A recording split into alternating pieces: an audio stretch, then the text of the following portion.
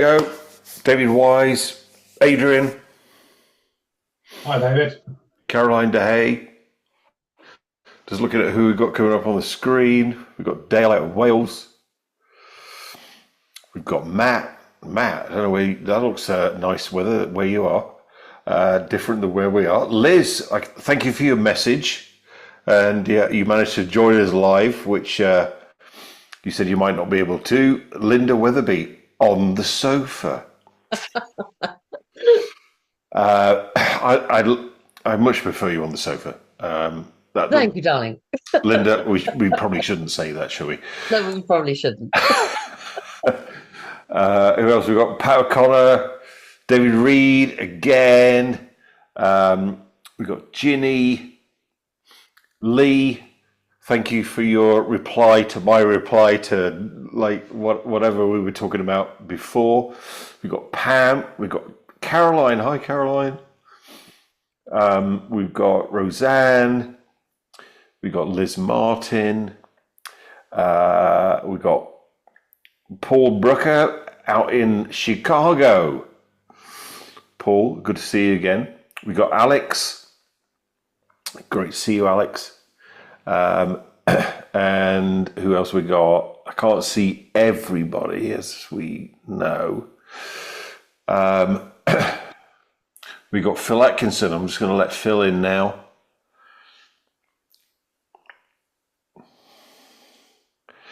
Where's Phil? He should be coming in a moment. We've got Roger.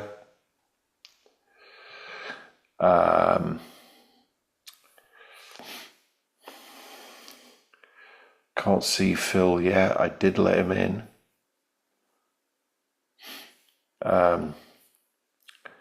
Phil's up in the Isle of Skye or somewhere like that, I think. We've got Tom. We've got Patricia. Great to see you all. Thanks for being here. So here we are on this particular chapter. I don't know if you've had the chance to read in the book, which is, the chapter on radiating, mental radiation. Sounds a very exciting chapter, but then, if you actually read it, it actually comes across as being all in quotes from experts in the day. And, when was the book written? Early 1900s. So I thought, okay, it's all in quotes. What I need to do is to check out these experts to see if they actually existed. Now, what I found was the first professor that Theron Q Dumont mentions is a guy called Ochorowicz. Ochorowicz. So I checked him out, and he came up. First name was Julian, and he was a professor, lived in Warsaw, and he's credited as being the precursor for radio and TV. Then we had a Professor Bain, who I also checked out. He came up. He was the inventor of the electric clock. And he died in 1877.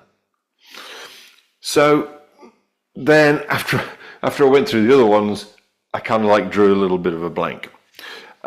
So there is some credibility to what Theron Q Dumont is talking about in this particular chapter.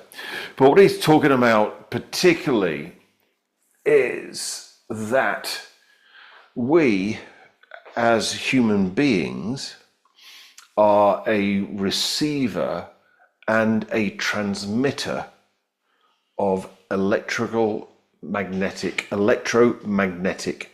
fields. So this got me thinking about this with what I've been talking about in my Christmas lectures about the relationship between the 7 hermetic laws and electronic, particularly radio frequency vibration. Just letting somebody else in. And then I started thinking, like, okay, and what Theron Q Dumont talks about in the chapter is about this thing called ether. So the first person that actually kind of like went public and said he discovered something around electromagnetic radiation was a guy called Maxwell Hertz, an Englishman. And he discovered these things called radio waves, electromagnetic waves. But they still got the idea that everything had to travel through something. So sound travels through the air. You look at waves in the water, travels through the water. So they're going, if there is this thing called, if there are these things called electromagnetic waves, they must travel through something. And what Maxwell Hertz came up with was the idea that they traveled through this thing called the ether, which had already been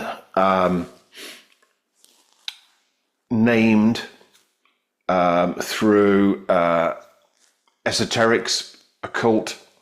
The ether was either the ether, in the Greek it was ether as in Aether, or in Hawaiian it was the Keawe or the Io. In other systems it was called the Akasha, which was this medium that was the medium by which we transmitted everything, thoughts, through this particular element, if you like, we would have called it the spirit element. In fact, in the Western mystery tradition, it's called the electromagnetic fluid. And in the Western mystery tradition, it was also called the void, as in something that you can't find anywhere and is everywhere. In quantum physics, it would be the quantum field, it would be the morphogenic field. So this is what Theron Q Dumont is talking about here when we're talking about mental radiation. So we need to start thinking about our mind as being, it's what technically it would be called, and I'm into radio a lot, a transceiver, as in, from an electromagnetic point of view, we receive and we transmit electromagnetic radiation around our thoughts. The other thing that then Theron talks about is that these are magnified if we have emotion related to it. So in previous sessions, we already talked about, mind, brain. That's what Theron talks about most, including the cerebrum. But also now we can bring in the heart, with heart math taken as being yet another brain, and then also our gut as being another brain. So think about this. You've got to think about this as being like a transceiver, transmitter and receiver of electromagnetic fields. And it's been pretty much proven that our heart actually sends out a electromagnetic field which is way bigger than our brain. So, we got in NLP, and it's interesting. I picked this up on another thread. Somebody's talking about we cannot not communicate is a thing we've got in NLP. But if we looked at this from a personal magnetism point of view, we cannot not communicate because we are transmitting an electromagnetic field and we are receiving an electromagnetic field. And, they've currently measured the electromagnetic field that comes from our heart goes to around about 8 to 10 meters from our body. I don't think that's true. I mean, I think all of us have had this experience where somebody pops into our mind. I had it just today.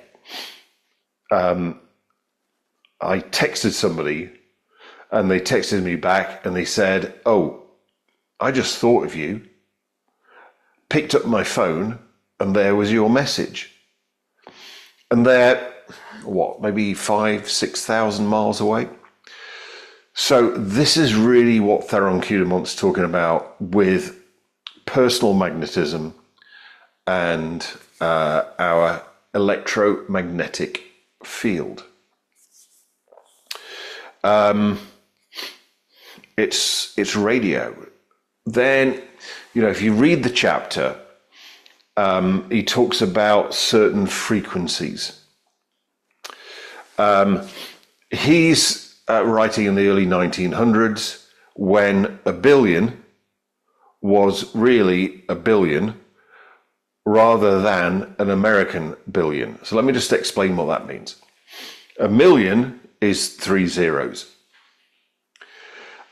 A original real billion was a million, which means it was 12 zeros.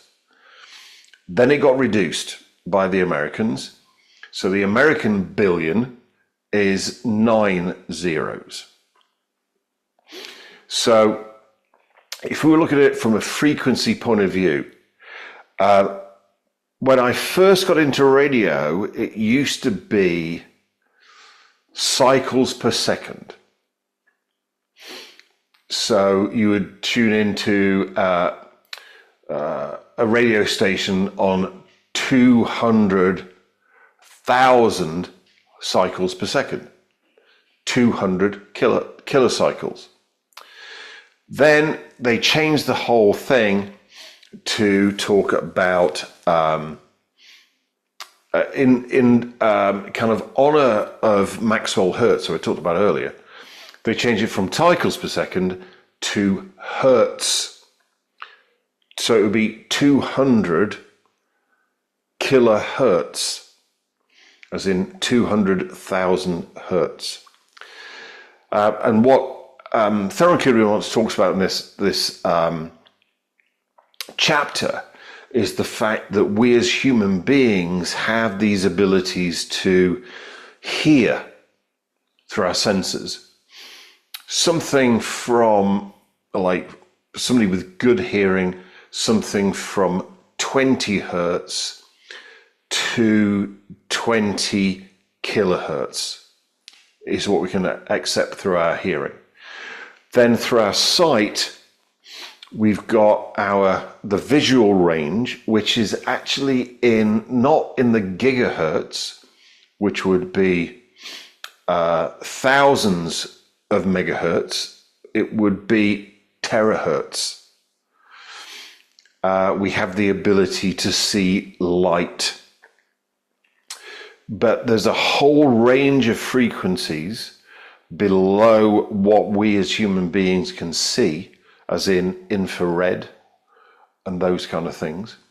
And then up into the high vibration, high frequency light, which then we can't see, which then goes into ultraviolet. And he says that this radiation still has an impact on us. So even though we can't see ultraviolet, it still has the potential of burning our skin or whatever. So really, this is what this chapter is about. It's all about electromagnetic fields. It's all about vibration. And that got me thinking too, is this why some people, and I think probably all of us, are affected by EMF, electromagnetic frequency, or electromagnetic fields? I've certainly had that experience when, and I'm going to be, we're on Zoom, so we should be okay. When they started putting up all the 5G transmitters and antennas around where I used to live in London, certainly my tinnitus increased. I could hear this sound all the time because these 5G transmitters, which are very, very, very high frequency. And if you want to learn more about that, then look at my Christmas lectures on radio frequency electronics. I'm not going to go through it all again. But certainly I experienced that. I can remember going on holiday and the room I got was right under a cell phone transmitter tower. And I couldn't sleep. So I wouldn't say I'm particularly sensitive to EMF, and we are receiving this all the time, and we're transmitting it all the time. So what we're talking about here with personal magnetism is how we realize that and how we use it. Now, Liz is actually here because Liz sent in a message because we had some homework from the previous session. So I'm interested in what people have got from their homework. Liz actually sent in a message from her homework. So Liz, since you're here and you didn't think you were going to be able to be here, would you mind giving your feedback live to people on the session? All right, I'm on the spot. Yeah, you're on the spot, Liz. Yeah, okay. So for anyone who didn't know, the homework was about, I think, going into peripheral vision and putting your energy all around a space, and then like sort of reaching out to certain people and imagining that you were touching them on the shoulder and seeing if you got a reaction.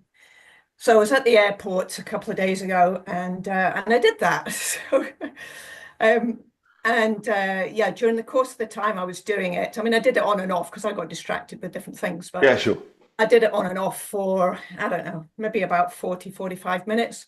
And 3 or 4 people definitely looked up. I mean, no question, they just looked up. And, I guess the skeptical part of me said, well, they may have been going to look up anyway, and maybe it was a coincidence. But I just, as I said in my on my little post, I enjoyed doing it anyway. It was a lot of fun. So that was it, really. Brilliant. Thanks, Liz. That's the whole thing around this is with experimentation. And, it's an experiment which I got from Stuart Wilde originally. I said, tap them on the shoulder. Stuart, I think, actually said, like, lick them behind their ear or lick them on the back of their neck, which for me is a little bit intrusive. But when you do that and it happens 4 or 5 times out of 6, you start going, this isn't a coincidence.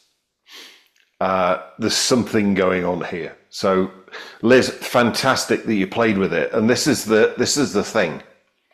Play with this stuff. Ecologically, obviously, but play with it. That's how, as all of us as kids learned how to do things. So play with it. Yeah, fantastically. One thing, because I am going to have to go in 5 minutes. But coincidentally, last night, for the first time, I watched a film that's 30 years old called Powder. And it's all about a guy with the most extraordinary electromagnetic capability. If people haven't seen it, watch it. It's extraordinary. But it's just interesting that I watched it last night for the first time, even though it's really old and you're talking about it now. Powder. All right. I haven't seen that. I'm going to Utterly watch amazing. that. I'll probably watch it tonight when we get off of here and I chill out a little bit. Okay. Anyway. Thanks, Liz. Is it? You said it was 30 years old. Is that black and white or color? No, it's definitely color. Jeff Goldblum's in it. Oh, right. Okay. Yeah. So it's not that old. I mean, 1995, but yeah, not as old as me then. No, definitely not. I'm gonna look out for that, Liz. It's very touching as well. Look forward to that. Yeah. Powder. Jeff Goldberg. Yeah, great. Bob, yes, I'll find him. Okay. Anybody else got any feedback on their homework, their experiences since last week, or any questions about what we talked about this week? Put them in the chat. Sally will pick them up and she will then bring you live.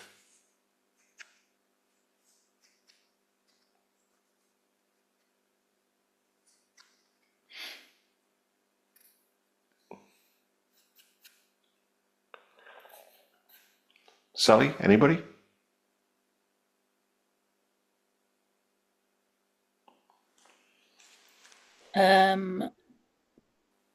Question from Liz Oliver, or a comment from Liz Oliver.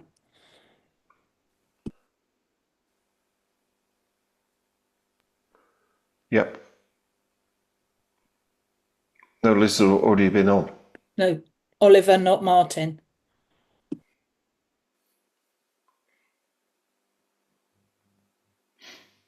No, Liz Oliver has already been on.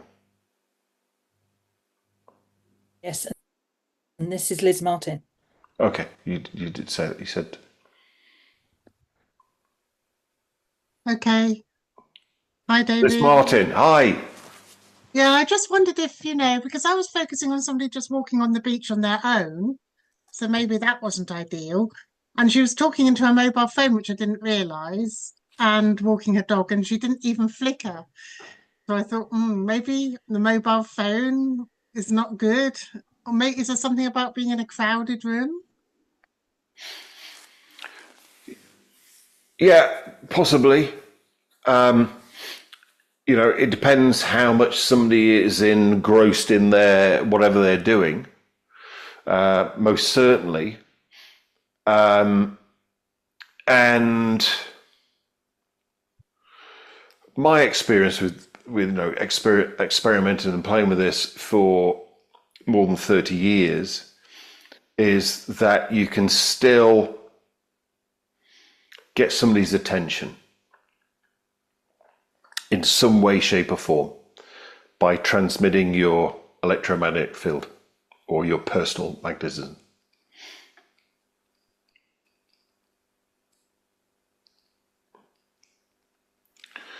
Oops, I've got something else. Okay, they've come in. Any other questions, Sally?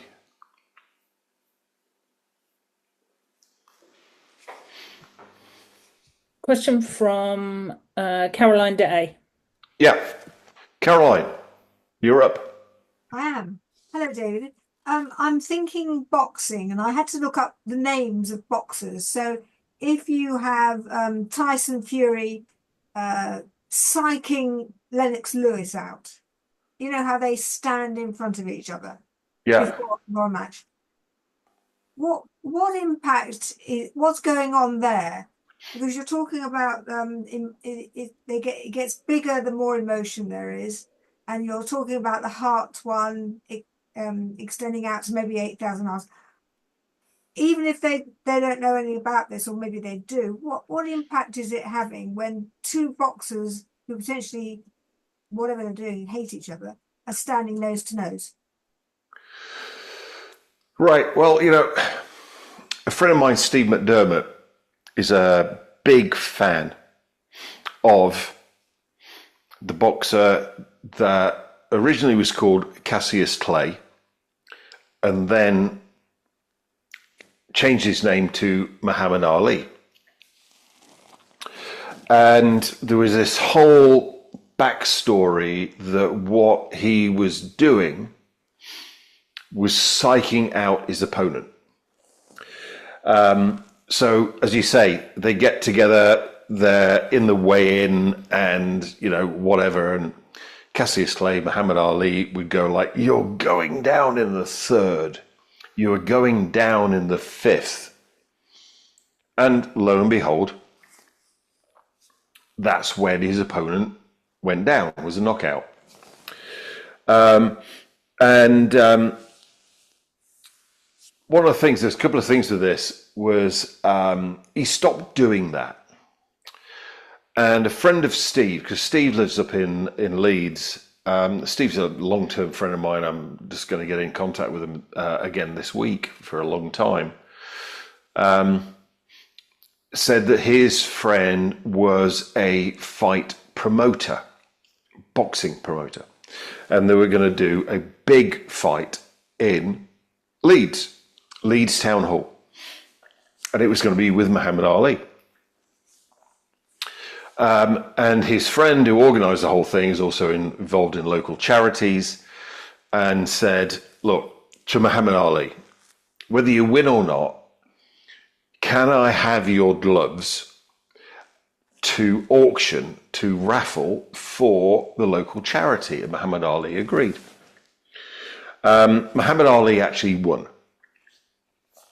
And obviously, you've probably seen it. Everybody dives into the ring. The whole audience piles in.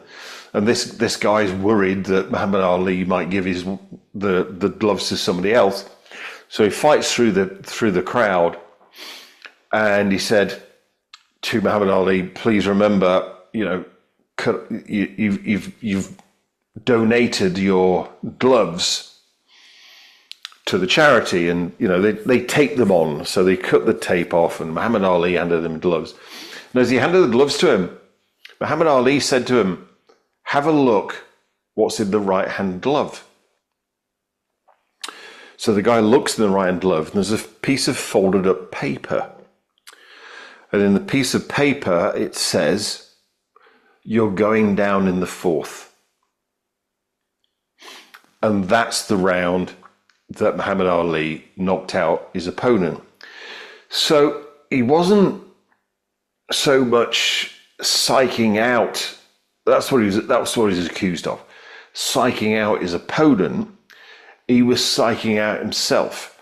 But from a personal magnetism point of view, what was Muhammad Ali transmitting in his electromagnetic field was, you're going down to the fourth. And lo and behold, that's what happened. Now, in his entire career as Cassius Clay, then Muhammad Ali, I think he only lost 3 fights. I think it was Michael Parkinson, actually, might have been. I'll have to check this out. Said, what happened in those 3 fights where you lost? And Muhammad Ali, as he was then called, said, I guess my opponent had a better future history than I did. And they said, like, future history, because, you know, what's a future history? And he said, a future history is something that hasn't happened yet, which has the same certainty that things that happened in the past have. And all of these things we radiate in our personal magnetism and in our electromagnetic field. The more emotion there is behind it, then from a radio analogy, the stronger the signal will be, and therefore the bigger effect it will have on somebody who's receiving it.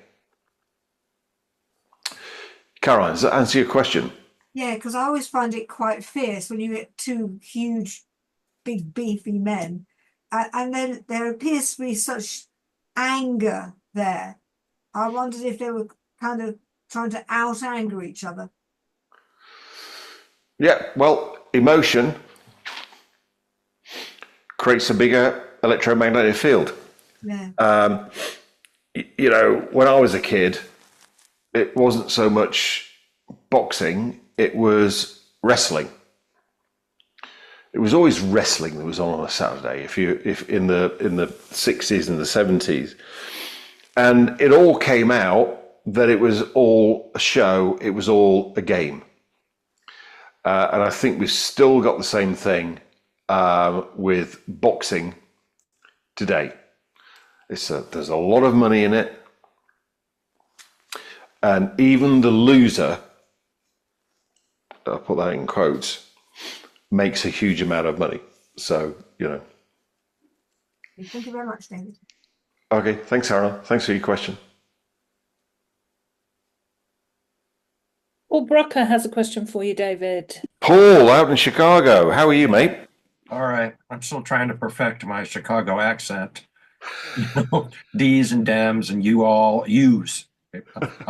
Anyway, the thing is, I tried, you know, playing with the exercises last week.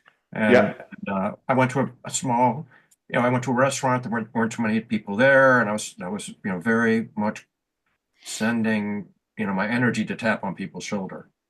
And nobody turned around at that time. You know, going, oh, okay, well, whatever.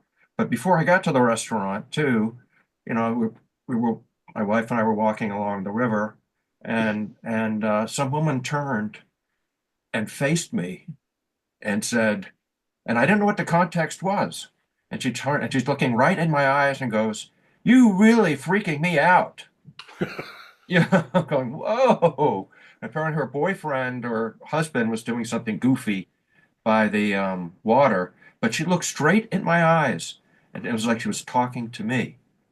And then later on in the evening, when we went to the restaurant, I just was making a little comment to the table next over there. They're about ready to leave, and I was asking basically how did you really enjoy the dinner? And this woman just started freaking out, and you know, like I was invading their privacy, and you know, what was I saying? Was I saying something negative? I mean, she didn't hear, you know, kind of what I was saying. So I'm thinking, okay, you know, I'm not having that great a positive effect on these other people too much. And you know, and I have another question too after this, but Yeah. the other one is there's you know, some people claim they see people's auras, you know, and I don't really know what that's all about and how that fits into what we're talking about now. Okay.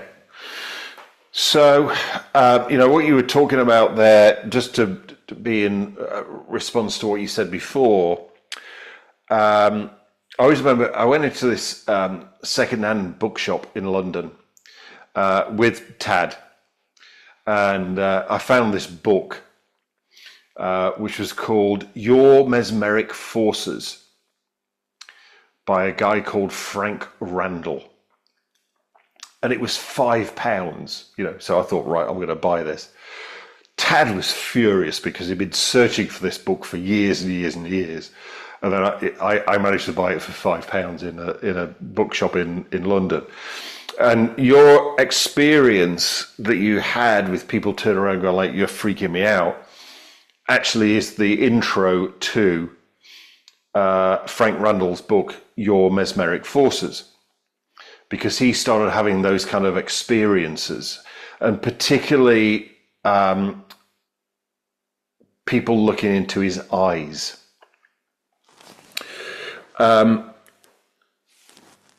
And people saying that they were looking at him and they could see this energy field around his body. So in the second part of your question, aura, that's what your aura is, basically. It's your energy field around your body. And we can now measure that electronically. As I mentioned before, most people think most of it would come from your brain. No, in actual fact, most of it comes from your heart. And now we're also starting to think of like the gut, but what we would call the solar plexus or the third chakra from a Indian point of view. being a major transmitter of energy.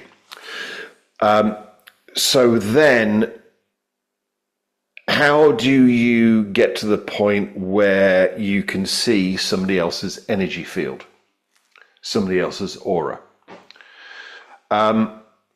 Here's what I would suggest. Look at my previous videos, previous sessions about peripheral vision, being able to go into Hakalau, that we would call from a Huna point of view. Go out at first light. Now, first light is before sunrise. So, the sun comes up across the horizon, then we've got sunrise. But first light is actually before sunrise. It's light, but the sun hasn't come across the horizon. Go somewhere where there are lots of trees. Sit in quiet meditation and then go into Hakalau. Look at the tree, but put your attention above the tree. And what you'll see is that the tree has what many people would call a halo. There's a light area above the tree. That is the tree's aura. And by doing that, you start to train yourself to be able to see people's energy fields. So if you want to see a person's energy field, and we do this on some of our Huna trainings, we dim the lights down, have a person next to a plain background. Then we go, okay, look at the person, but put your attention above or around the person. Then people can start to see the person's energy field. And the thing that I would liken it to the most, if you remember 1980s Michael Jackson videos, the pop videos where he's doing his moonwalk and whatever he was, and they had like an after image. That's what somebody's aura looks like. It's like an image that is around the person and is delayed by a little bit compared to their physical body. But that's the trick. That's the hack to being able to do that, Paul. Thank you very much.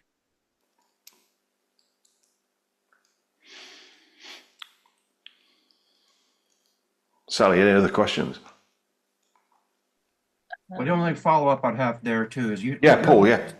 You see everybody over here on the in Zoom land and their squares. You see auras of people, while you're conducting. I mean, I know you have to put a lot of energy into what you're thinking and what you have to express. But when you look out at the crowd and look at people individually in these boxes, you see auras yourself.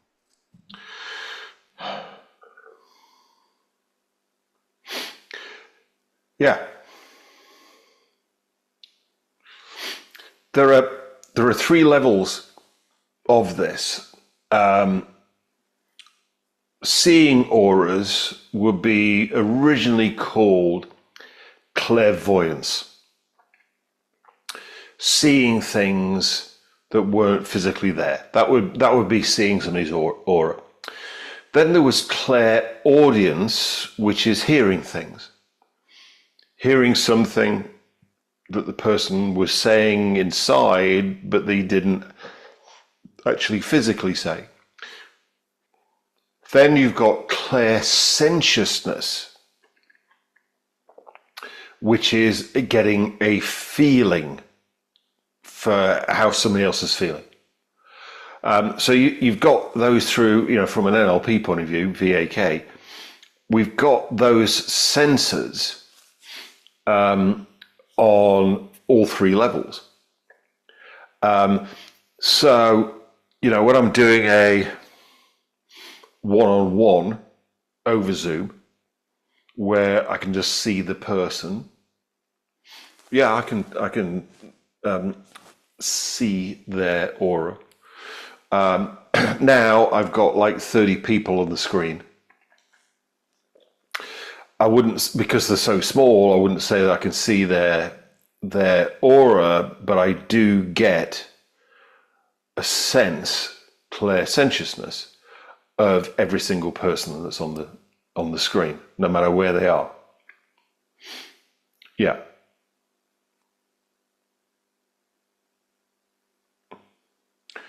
Does that answer your question, Paul? Yes, fair enough. I mean, when you look into the mirror, do you see your aura? You know? Get to the mirror. Well, here's an interesting thing.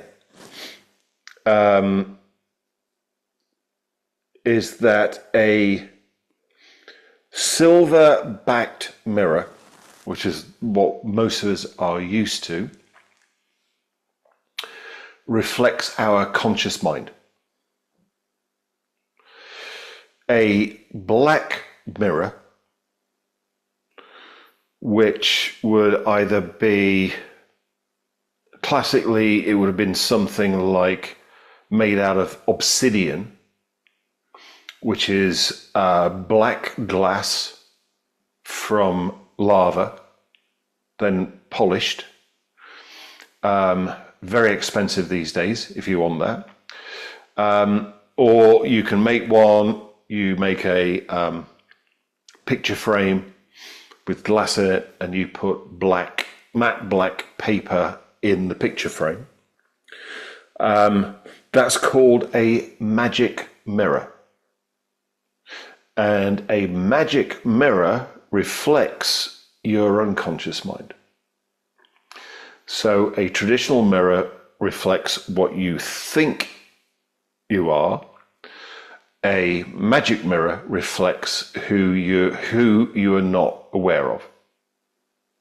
And by the way, I've just given out a major secret of magic there. If you want to read up more about it, with that little nugget of information, Dion Fortune's book Moon Magic will suddenly make sense.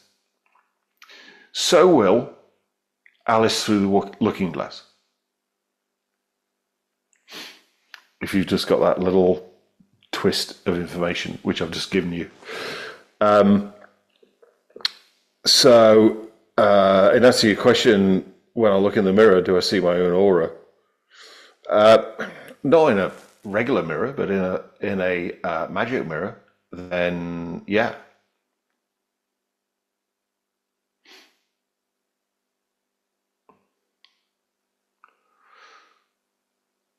Sally, any other questions? Adrian's got a question. Adrian.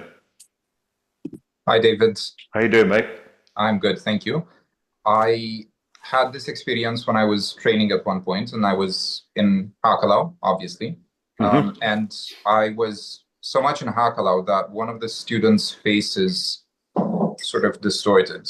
It was as though it was them, but also not them at the same time. It was like an older person. Yep. Overlapped over their features, and it was zoning in and out, and it slightly freaked me out, but because I was in Hakalau, I was able to deal with it. And I said, okay, maybe I'll tune the Hakalau a bit less for the rest of the session. What was that about? Right. We used to do this exercise. We stopped doing it for a lot of reasons that you just mentioned, where people would get together in a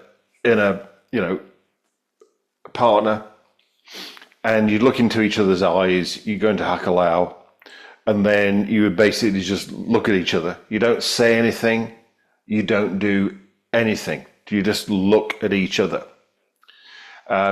You could do this with your wife, which I'm sure she'd be up for. And the person, no matter who you're doing with this with, their face starts to morph. Their face starts to change to other human faces, sometimes non-human faces. And one of the ideas around that is that when you do that exercise with somebody, that what you're seeing is their faces from previous lifetimes.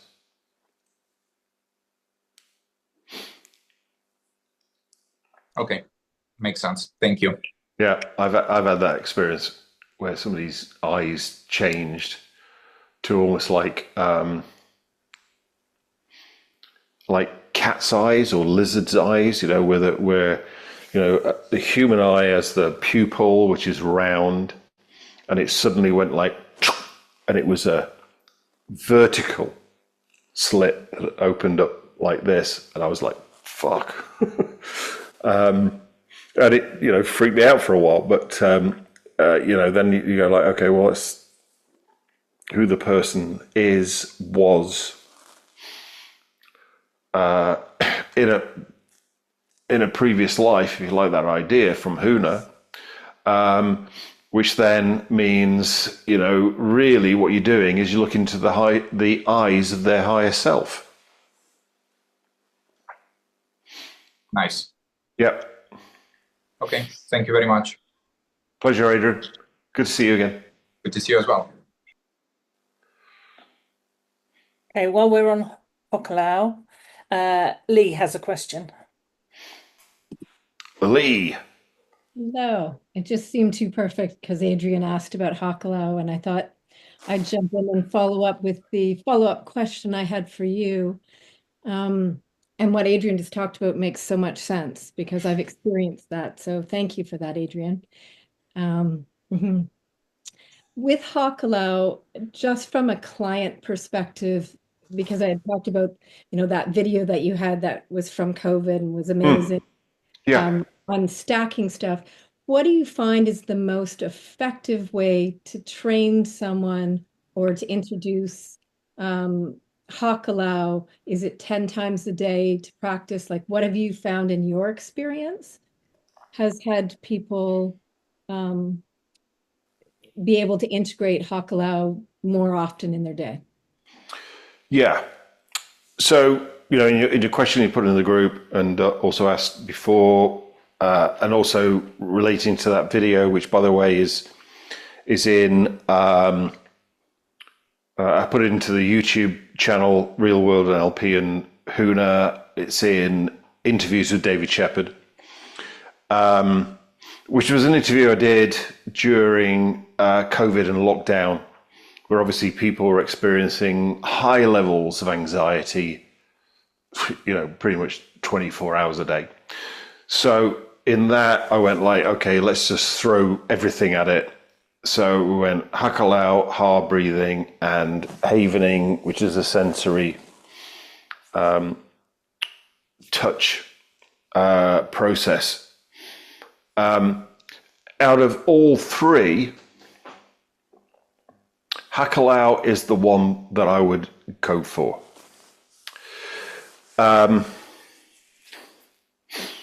My belief is that as animals, we are the only animals that don't live in Hakalau.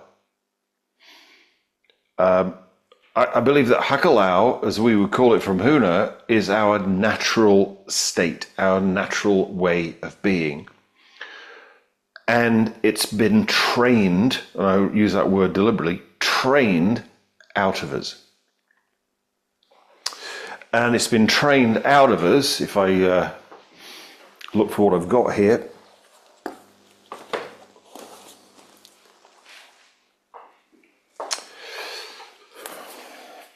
These things.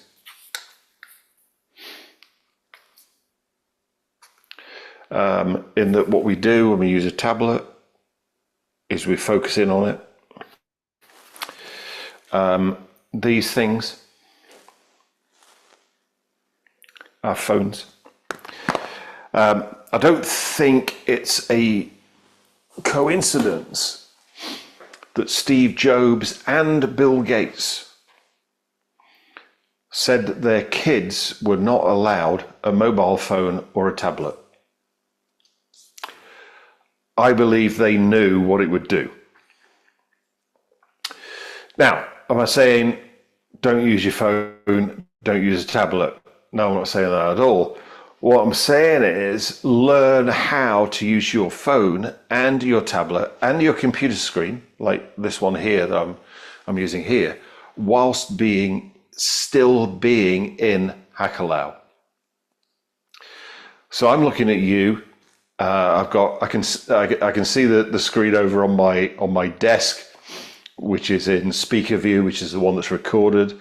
I've got here the computer, which is in gallery view, so I can see everybody on it. And I'm looking at you. You're currently like bottom right hand corner of the Zoom screen, and I can still see my computer over here. I can still see my lights over here. I can still see my books over here. I can still see the door over there. I can still see the picture on the wall over there. So I'm in Hakalau all of the time. That's the golden gift you could give anybody. Just that simple thing of living in peripheral vision. In fact, we can send it out, so we can put it in the resources in the replay email. I think it was my Facebook Live 2, second Facebook Live I ever did, which was all about foveal vision and peripheral vision. So we'll put that in the link, so you can look at that. And it's about 30 minutes. And I mentioned a guy last week, Andy Mountsie, who did the Arch to Arc triathlon. That's what enabled him to complete that, was simply being in Hakalau. And, with my business partner, James Mallinson in Fix My Mind, it's our go-to technique, is to teach people how, when they're feeling stressed, when they're feeling anxious, is to go into Hakalau. And then ultimately, pacing the lead, ultimately what we want somebody to do is to live in Hakalau, our natural, if you like, animalistic state. Does that answer your question, Lee? It does, and it doesn't, because specifically what I'm looking for is, I understand how to teach someone and how to be in the state and why it's important, but actually having someone practice it and what I've been doing more recently.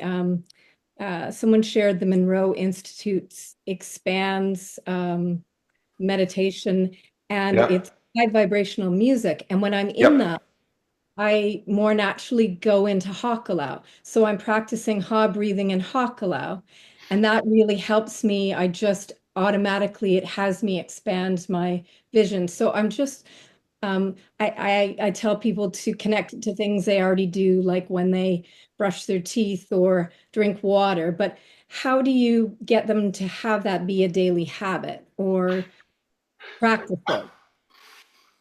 I think the whole idea of it being a habit, as in something that somebody needs to do, isn't necessarily the most empowering frame. I know Monroe Institute, and obviously the work of Robert Monroe. His whole thing was around, or is around, obviously he's not around anymore physically, was around binaural beats, which changed the frequency that your brain operated at. So I think the thing around it is, and this is something that my colleague and very dear friend Alistair teaches on physiology of charisma, is that there is a physiology that goes with peripheral vision. So if you have tension in your jaw, as in somebody's clenching their jaw, they won't be able to go into peripheral vision. So what they need to do is to relax their jaw, even to the point where they're at first. Then there's also, where is your tongue? NLP physiology, is the key thing that affects your state. Your tongue and your jaw need to be relaxed to be able to go into peripheral vision.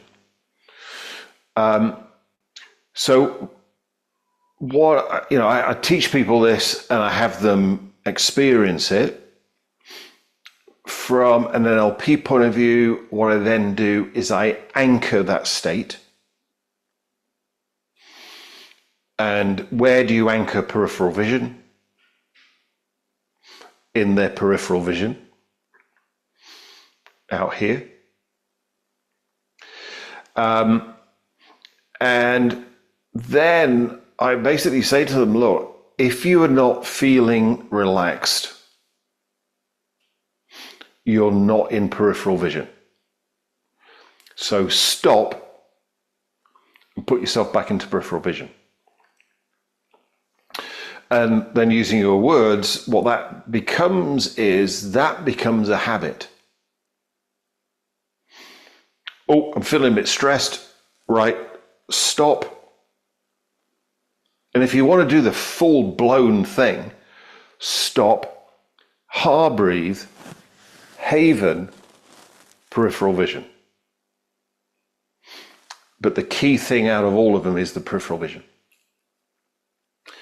And that starts to install, I don't like the term starts to install a new way of being, because I believe it's actually an old way of being. It's just one that we've lost thanks to technology, thanks to all of those kind of things. But out of all of that, I would say peripheral vision is the key thing.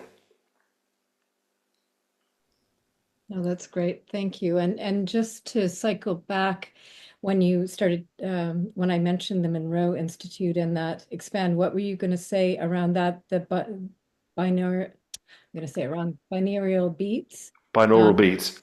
Binaural beats. That you don't, what you didn't kind of finish what you were saying there. Yeah, I do that a lot actually. Some people think I do it deliberately. I'm just curious. Yeah, so Robert Monroe had some spontaneous out-of-body experiences where he left his body consciously and he thought he was just dreaming, but then he started to realize that these out-of-body experiences were actually, were real, if you like. It's something that we teach in Huna trainings as to how to do it. It's called astral projection. And the thing that Robert Monroe realized, that when he was having these out-of-body experiences, there was a particular vibration, auditory vibration. And Robert Monroe was an audio engineer. So he went to the recording studio and replicated the sound that he was hearing when he was having his OBEs or out-of-body experiences, and found that if he played this audio, he would spontaneously have an out-of-body experience. So binaural beat is, what you've got is, your left ear is connected to the right side of your brain, your right ear is connected to your left side of your brain. And if you put a different frequency into your ears, then your brain will literally go with a beat frequency. So let me explain that. So if you put 200 hertz into one ear and 210 hertz into the other ear, your brain subtracts the two and your brain will literally resonate at the difference, which is 10 hertz. 10 hertz is at the top end of what's called alpha wave, which is top end of relaxation. So whatever frequencies you put in, your brain deducts the two from each other. So if the difference is big, then you go into beta, which is hyper alert, all those kind of things.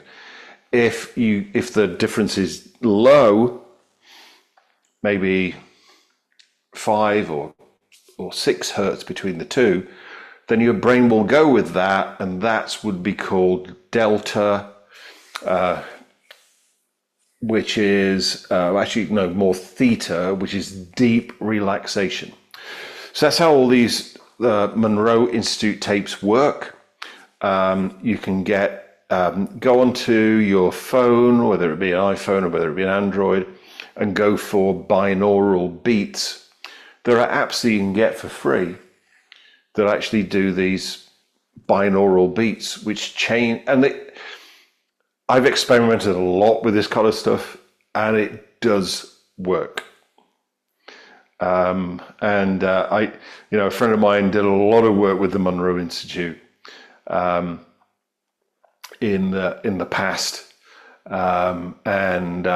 it does work. It's very, very interesting around being able to quickly achieve altered states of consciousness without taking pharmaceuticals, if that makes sense. Thank you. That was super helpful. Thanks, Lee.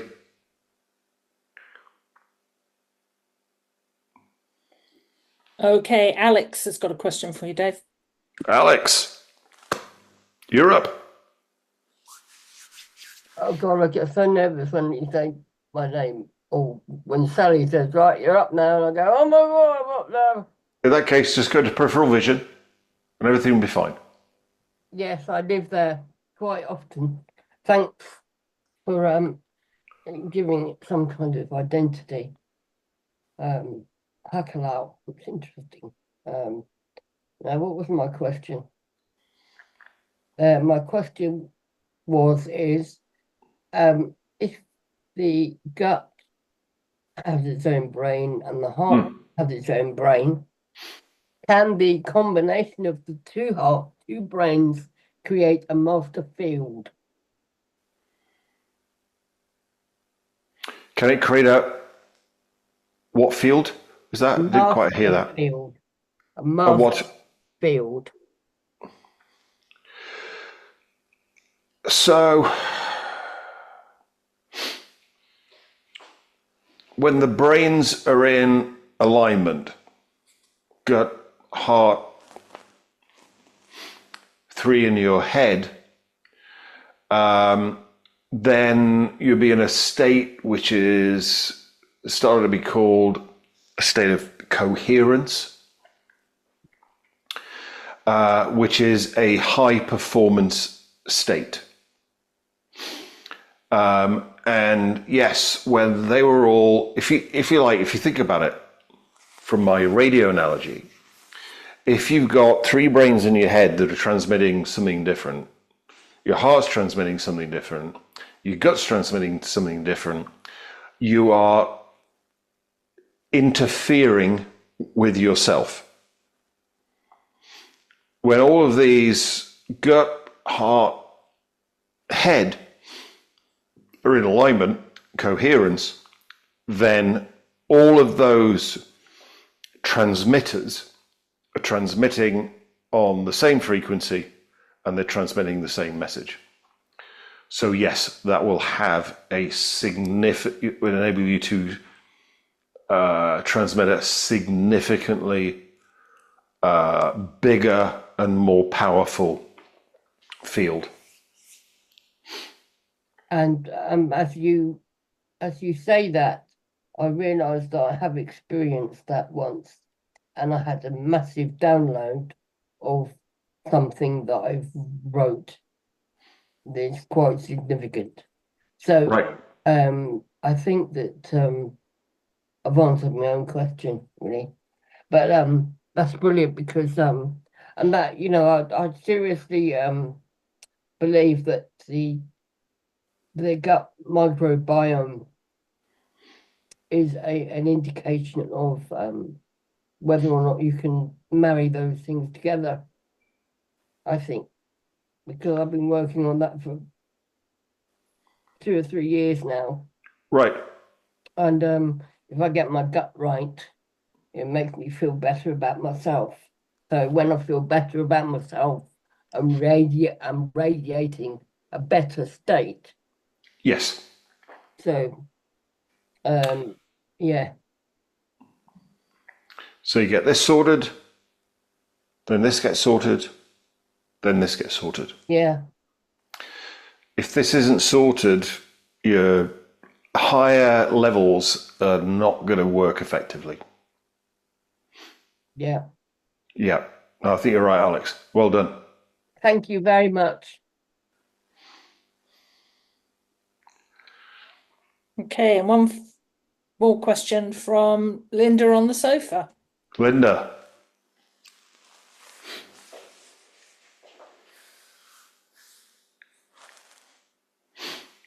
There we are. That's my new title, is it? What, Linda on the sofa? Yeah. That's not a new title. That's a title you've had for years. Doing all of this. Oh, it makes me laugh. My strength, when I did the homework, I was sitting in the eye clinic waiting for a checkup, and I practiced there. And I don't find that difficult. So I focused on somebody, and then he turned around, and I thought, yeah, okay. I had a sudden realization. This happens to me a lot. Mm-hmm. So in an awkward way of asking, does that mean I've got natural magnetism, personal magnetism? What I found equally really difficult was trying to be invisible. Okay. So yes, some people naturally, there are naturals of everything. I'm not usually aware of it when it happens, but other people notice. When you're a natural, you don't notice it because it's just how you are. Yeah. You put your energy out, etc. And obviously, we've known each other for a long time, and other things you've told me about would back this up, stack this up. So then the thing you don't find natural is being invisible. Yes. So then that would be the thing to practice, to become invisible. And for what we do, do I want to become invisible? Most of the time, not. No. And there are certain situations and circumstances where it's useful. Yes. One's popped into my mind. I'd been to work with a client in Chelmsford just at the end of last year. And he dropped me off in Chelmsford. I'd never been there before. I thought I'm going to do a little bit of work, go to a pub, have a drink, whatever. And I've got my backpack on. I've got my MacBook Pro. I've got my iPad. I've got my phone, whatever. And there's this gang of what I would call kids, as in significantly younger than me, which is not that difficult these days. And as I'm walking through them, they were rowdy. As I'm walking through them, one of them says to the other one, "Okay, he's yours." And I thought, oh, fuck, what do I do now? And I went, become invisible. Yeah. Put your cloak on. Yeah. And then I walked through them with my cloak on, and nothing happened. Interesting. So there are times when you don't want to be visible. So for you, that would be the thing to practice, Okay. is to become invisible, because Yeah. naturally you're very visible. Yes. It was Your doing the energies. exercise that made me have these realizations. Yep. Yeah. And the other thing, talking about auras, I've had that twice in my life when I first met someone or initial engagement, and you've worked with me on a lot of things. And they've become the two of the main loves of my life. But I saw it up front. Right. And equally, I sat my mum down when I was 9. I think my peripheral vision works well, and maybe because I've ridden horses since I was 9. And I'm so in tune with them that makes me do what they do, I think, which is peripheral vision. You can't ride a horse and not be in peripheral vision. Yes, absolutely. It doesn't work. And that's when I get my visions and ideas and all those things when I'm riding. Equally, you can't drive a car safely and effectively without being in peripheral vision. Yeah. So these are natural states that we go into. And, our world around us has trained us out of that. Mm. So riding horses, you go into peripheral vision, you're connected with the horse. Yeah. If you're in foveal vision, it'll throw you off. Yeah. And I stick like glue normally with lots of crazy horses and always have done all my life. Maybe not so much now, but I don't bounce like I used to. But but then, what was I told at school? David, the reason why you need to focus, you need to concentrate. No. Opposite. Interesting. All of this has given me a lot of answers this evening to great. Good. Well, things. that's why we do it. Yeah. Thank you. It's a pleasure, Linda. On the sofa. On the sofa, of course.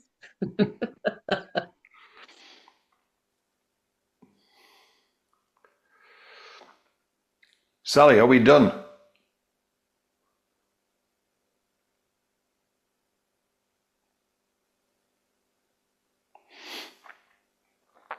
Hi, yeah, sorry, I was just answering a question for somebody.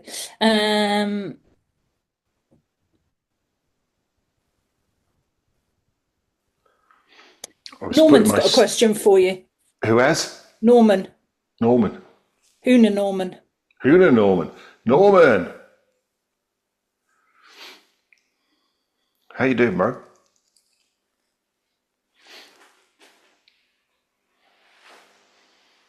Let me ask it for him because I know he's not on video. So, okay. Apua number 19. Oh boy. Okay. Ka'u Makali'i, the cloak of light. Yeah. Is a way to become invisible. Yes. Yes. So Apua 19, Ka'u Makali'i, which is a level 3 Opua. That enables you to become invisible by cloaking yourself in light. The invisible that we're talking about from personal magnetism is different from using Ka'au Makali'i. In that Ka'au Makali'i enables you to put like a shroud of light around you, like a fog. So, things in the fog you can't see in the fog.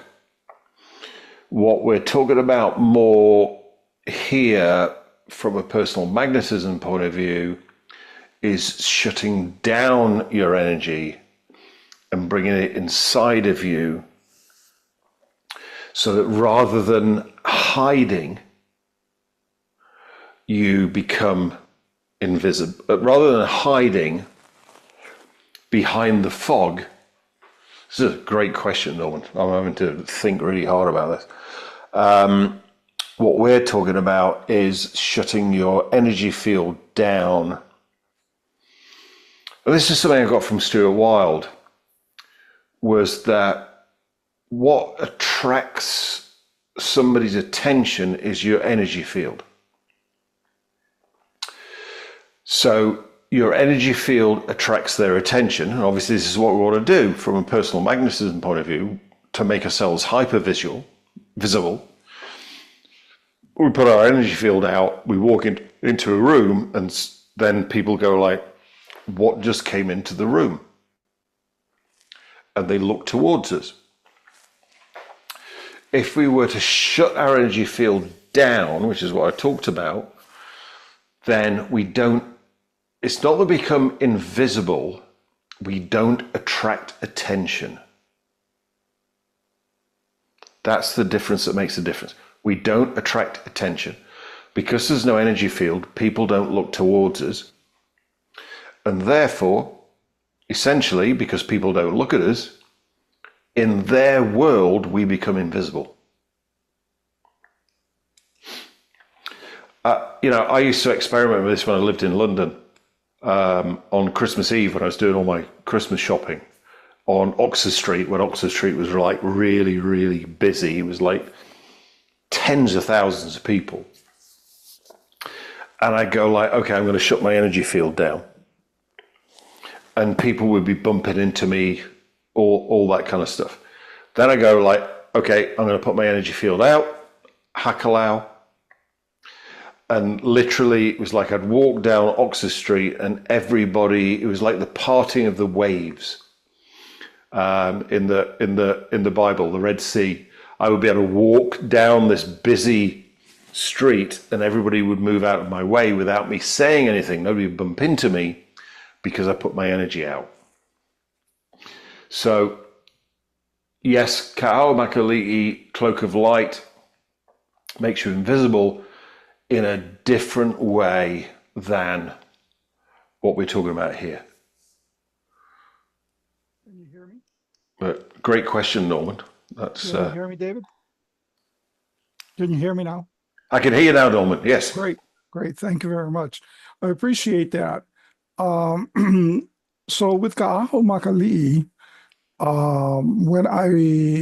when I put the cloak on, I know my energy continues to be sent out, and Opua does not prevent that. Is that what I'm understanding? Yeah. So what we've been talking about here, from a personal magnetism point of view, becoming invisible, is to withdraw your aura, if you like.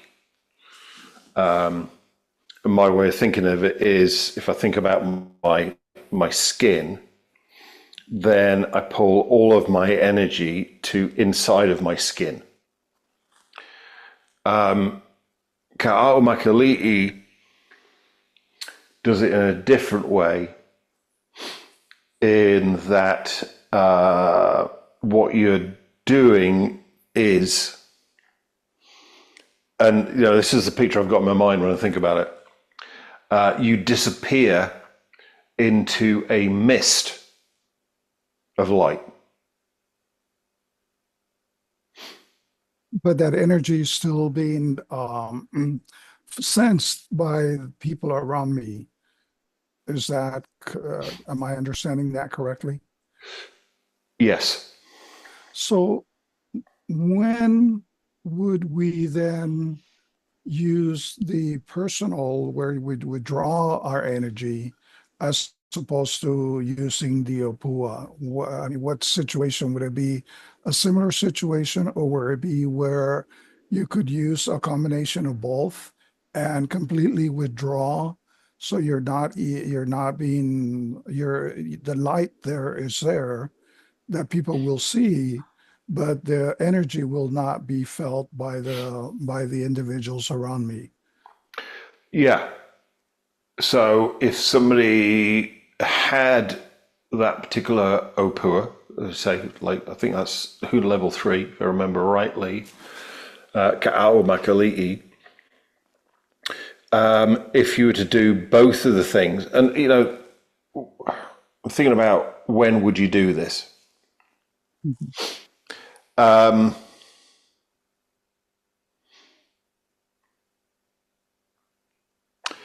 You would do it when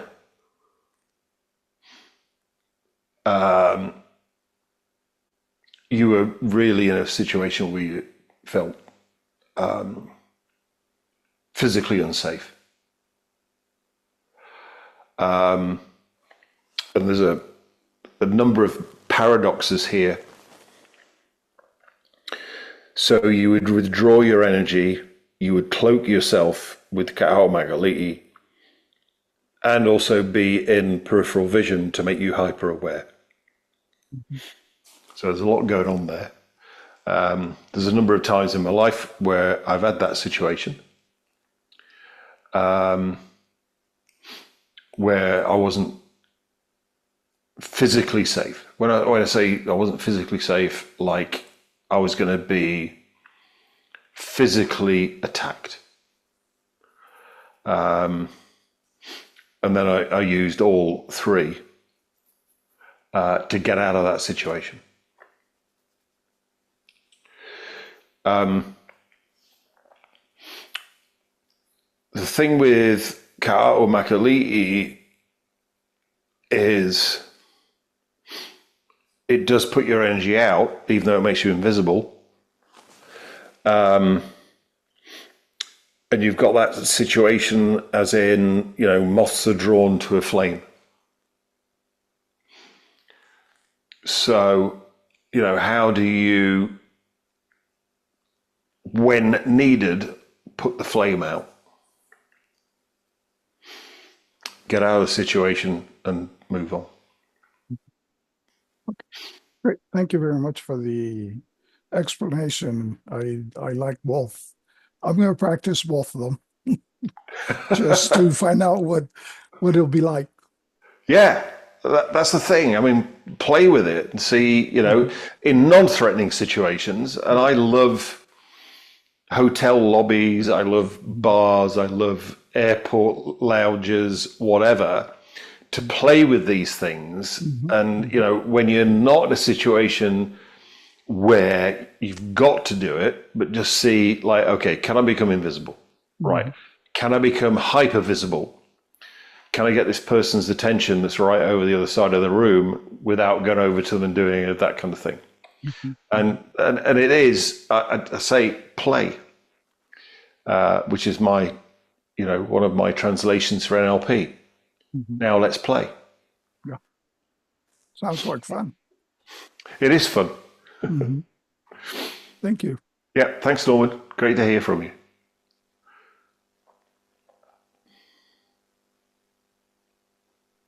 And I think that's all the questions for this evening, David. Okay.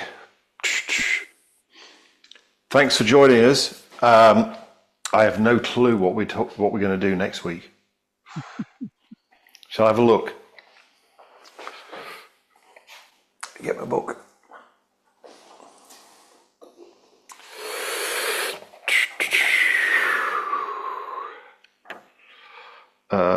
Generating for mental radiation. That was what we did.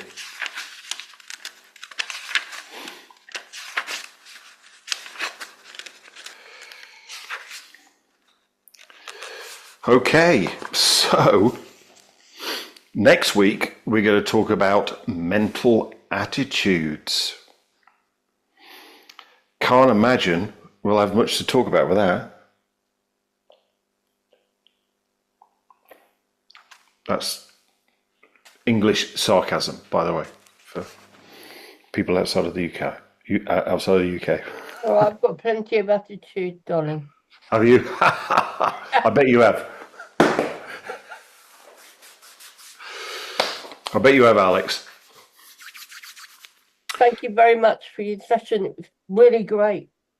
Thank you. Please, get other people to come along to this. You'll get the recording also on our YouTube channel. Real World NLP and Huna. We've got our new podcast, which is going really great. The Results Show, which I'm doing with my friend Pete. And our next, and we're releasing an episode every week. And the new episodes are now going to start having guests. Guests who have used NLP in real tangible ways to create results in their life. So it's a lot of fun. It's great. Go to just search David Shepherd, Real World NLP and Huna. Click subscribe, click like, and we're releasing lots of stuff out there. You personally, because you're involved with us, get to interact, do Q&A, and you get a replay sent to you personally, but also delayed, admittedly. The replays are also put onto Real World NLP and Huna. And Personal Magnetism seems to be attracting a huge amount of attention. So it's what the world's looking for. See you guys. We'll see you next week. Thanks for being here. I really appreciate it, being able to interact with you, do Q&A, all that kind of stuff. Makes a big difference.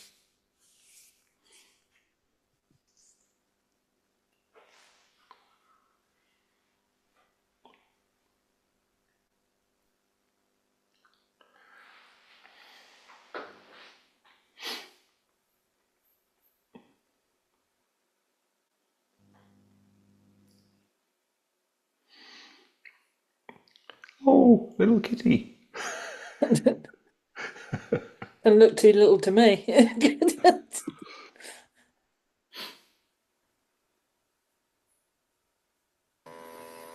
only a kitten. Yeah, it looks like our little Black Panther. We have one that's totally black with green eyes. It's got white feet. Oh, I love it. Well, ours has got a white tummy. Oh, right. It's not happy now. and he's called Supersonic. He's called Cariad, which is Welsh for darling. Oh, right, okay. Luciana's idea. Yakidar. Anyway, cheers. Thanks a lot. Interesting, Dale. Yakidar in Hebrew is the name of your higher self. I'll write that down. Thank you. It's pronounced Yekidar in Hebrew, but it's the name of your higher self. And then as soon as when I was out in Israel, and I was looking at this, and I went, "That's Welsh. That's like Yekidar, boy, Yekidar." And then I realised it's in Hebrew, it's higher self, because Welsh is a root language. Ah. And obviously it's related to Hebrew. Why obviously? Well, Yakidar is in Hebrew and it's in Welsh. Well, that's making that obvious is not a conclusion. Just because they've got a word in common doesn't mean that it's a root language. But anyway, yes. So Welsh is a root language. Yeah. As in, Gaelic is a root language too. As in Latin, as in Hawaiian.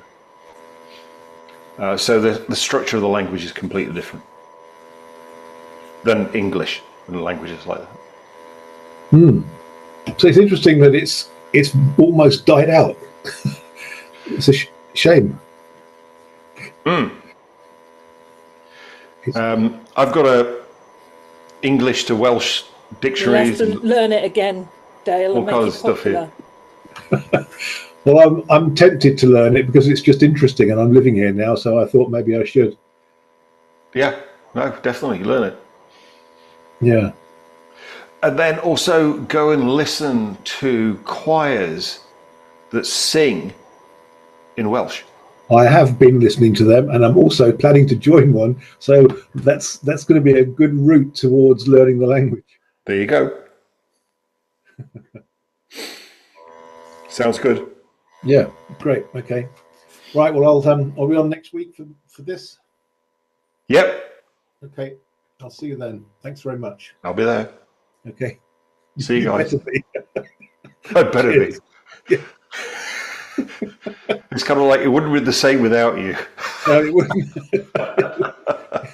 It would lack something. Keeps me going, Dale. Keeps me going. Yeah. Okay. See ya. See you. See you. Bye. Everybody could just look at the bookcase. What? I can just look at the bookcase. All right. Oh, it was just me.